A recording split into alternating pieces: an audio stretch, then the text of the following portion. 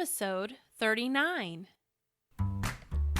You are listening to the new Glam Gal podcast, the podcast where style meets confidence. Conquer the frustration of trying on clothes and learn to dress and love the body you are in. There are no size or weight requirements here. I'm your host, Miss J. Join me, won't you?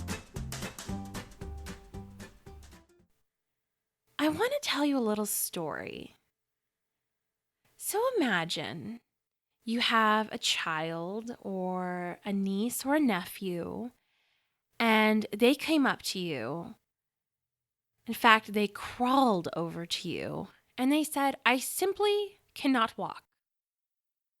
And they said it super matter-of-factly. And you're like, "What do you mean you can't walk? Like you've given up on trying to learn how to walk, or you like physically actually can't walk? Like, what do you mean by that?" And they're like, "I just can't walk." And you're like, "Well, I don't know what you mean. Can you explain?" And they're like, "Well, I had to hold on to the couch. I had to touch the wall in order to stand up. I didn't do it perfectly the first try, so therefore I cannot walk." You look at them like they were out of their ever-loving mind. Or if they said to you, "Well, I stood up, but then I lost my balance and I fell forward, so yeah, I can't walk.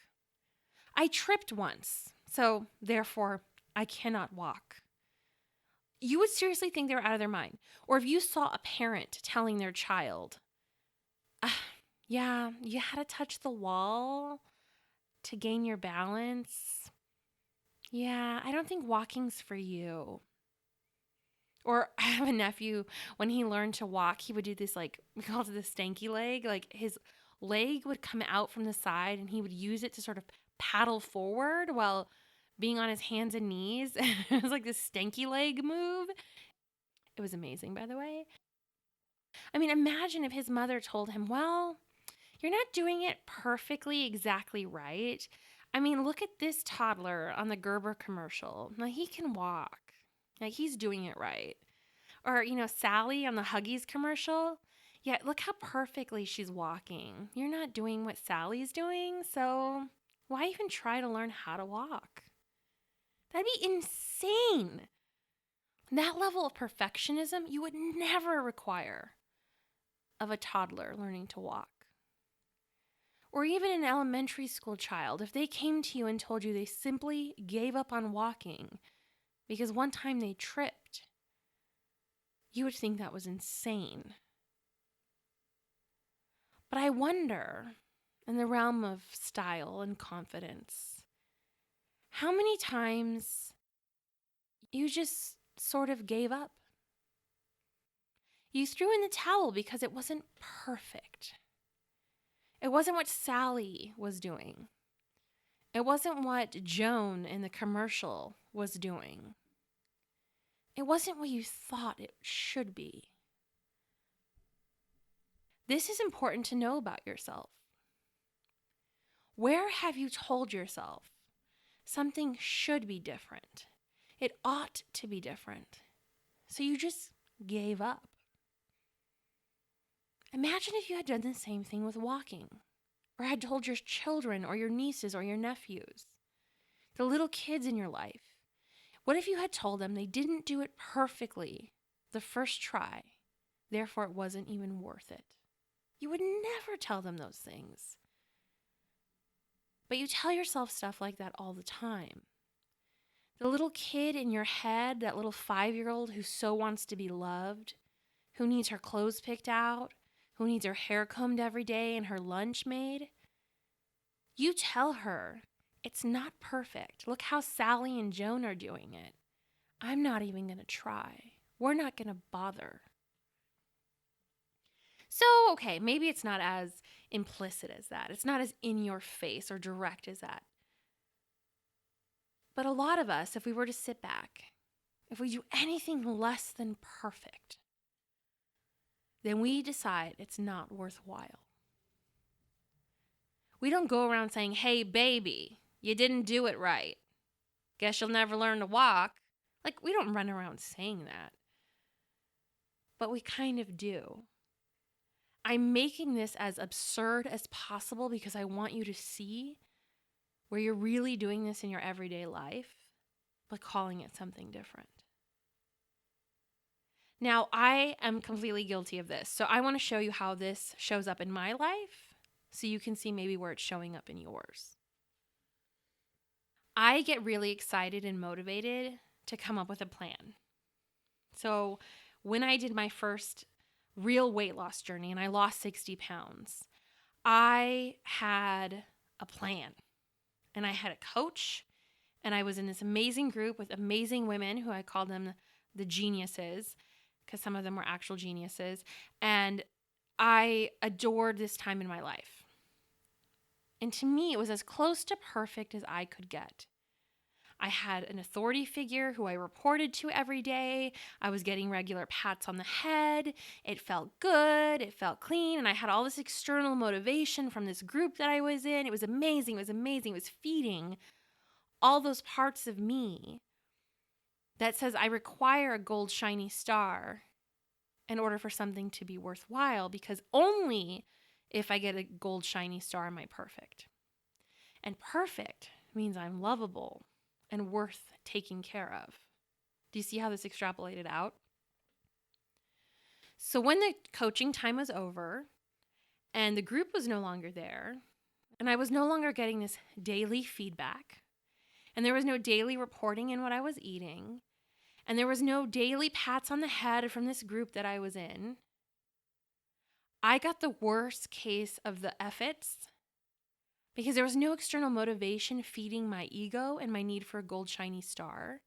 And because it wasn't this level of perfection that I had decided it should be, that I had decided I was experiencing, then it no longer meant that I was worthwhile, that I was worth taking care of. There was no reason to even bother. It wasn't perfect. And I fear that for a lot of you gals, there are a lot of places in your life where perfectionism is something that you wear like a badge of honor. Well, it's just because I'm a perfectionist. I'm meticulous. I'm fastidious. It's great words, right? But these words really mask underlying fear for you. You take so long to accomplish something, or you wait till the perfect, quote unquote, perfect moment to proceed forward because really you're just afraid of some potential outcome. For me, a lot of times it's fear of rejection. I'm so afraid of rejection. I'm so afraid of people not liking me that I use the guise of perfectionism, meticulousness, fastidiousness as my reason for waiting to take action and move forward. I'm waiting for the right moment to become stylish. I'm waiting for the right moment to become confident.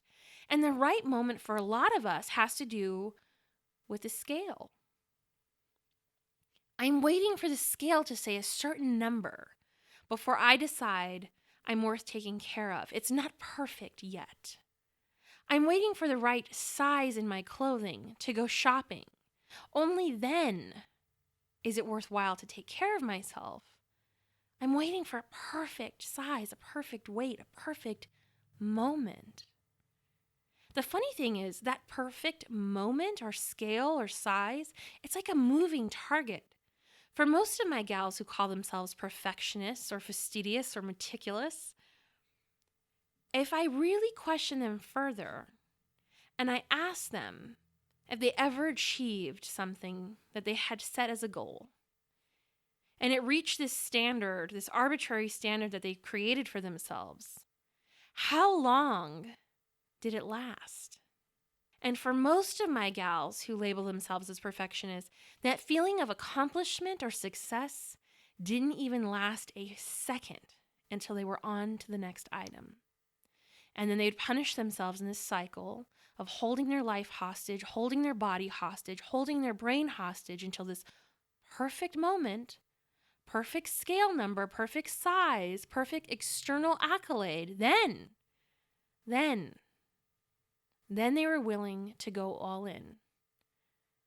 But then, even when they decided to go all in and to proceed forward, If one time they stumbled, needed help, had to hold themselves up against the wall, tripped and fell, had to do the stanky leg across the floor, if any time it didn't look like it should look, or it didn't look like Joan was doing it, or the way Sally did it, then they got the worst case of the efforts, and it no longer became worthwhile. I really want you to start checking in with yourself. If you refer to yourself as a perfectionist, I want you to really look on places you're holding yourself hostage, your life hostage, your body hostage. Feeling good about yourself is being held hostage to a perfect moment that may or may not come. And even in times when it has come and you decide to proceed forward with something, have you noticed the first time you stumble or fall or it doesn't look exactly as you thought it ought to? Did you give up?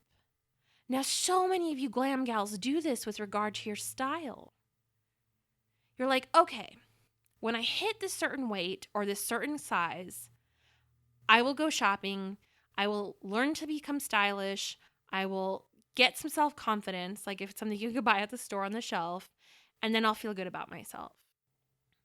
But let's say you get to that size and your body doesn't look like you expected. So you give up on the whole idea. Or you get to the weight or size you hoped for and you don't feel good about yourself. And no matter how many outfits you buy, it never looks like it ought to look. Joan and Sally seem to be so happy. What's wrong with me?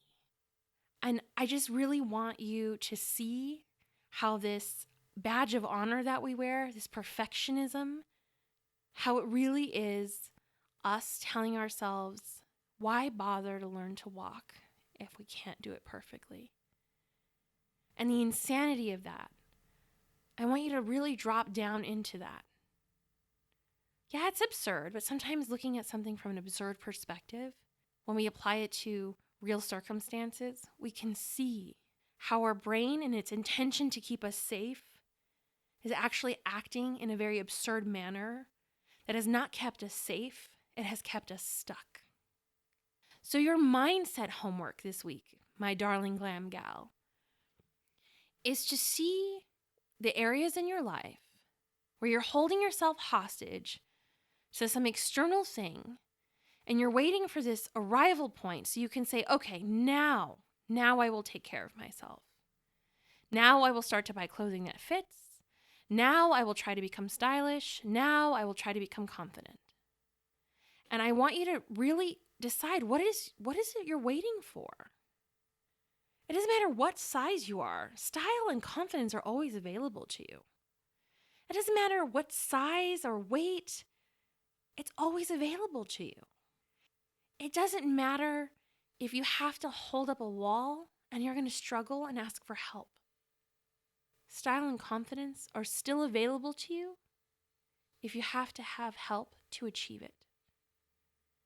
Every gal needs a guide. Every gal. You are not exempt. And it's so much more fun if you have a buddy along for the ride. And even in the times that you take action, I want you to start asking yourself, what's the point that you started giving up? Where have you decided that when you ask for help or you're unsteady or you trip and fall, when have you completely said F it and not returned? Where have you said, I didn't do it perfectly the first time, therefore I shouldn't bother to walk at all? I want you to really look back at those places. When have you tried on an outfit and it totally sucked? Like maybe you started sweating profusely. It was really uncomfortable an hour in. But then you decided the next day, why even bother? You went to try on clothing and nothing fit and you got super discouraged in a janky dressing room and you never went back. Or my gals who go into stores and have one nasty customer experience and give up on the whole enterprise. Or you've gone into a dressing room and your body doesn't look exactly like you thought it would when you began your journey, so why bother? Listen for those things. Because that fastidiousness, that meticulousness, that perfectionism It's not serving you. You're just scared of something. And we have to find out what that something is so we can move you past it, boo-boo. Style and confidence can be a choice, whatever your circumstances are, because they're based on how you think about yourself. But we need to know what you're thinking. So start looking. Do the mindset work. Where are you letting this get in the way? What style choice or enterprise did you try and take up and didn't complete because something didn't go exactly the way you imagined it?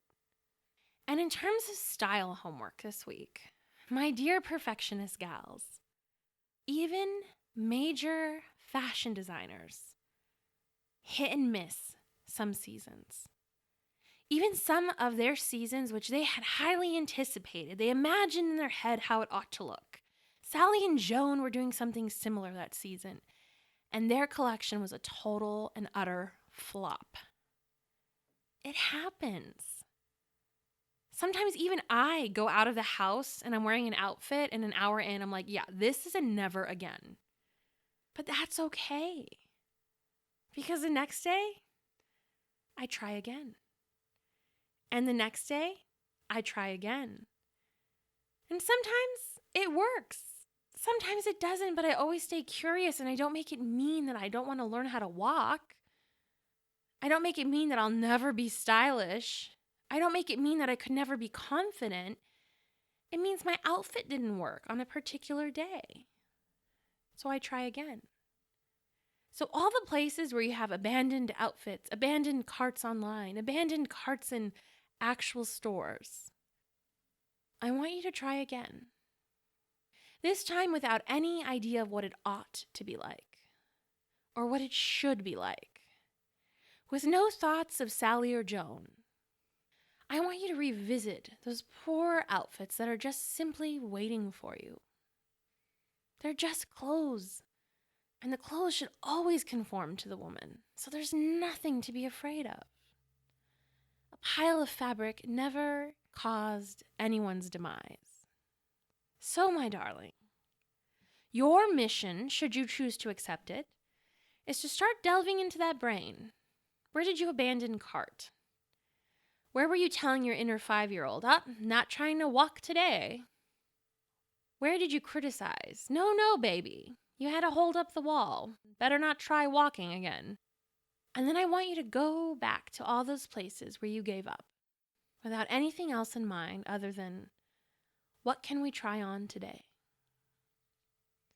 All right, Glam Gal, I know this can be a little daunting and a little difficult, but Miss J is here to help you. Feel free to sign up for my free course, Finish Your Makeover Story. You don't have to be afraid to walk into any dressing room, my love. That's a promise. You can check the free course out at judithgaton.com. Until then, let's get it, Glam Gal. Miss J out.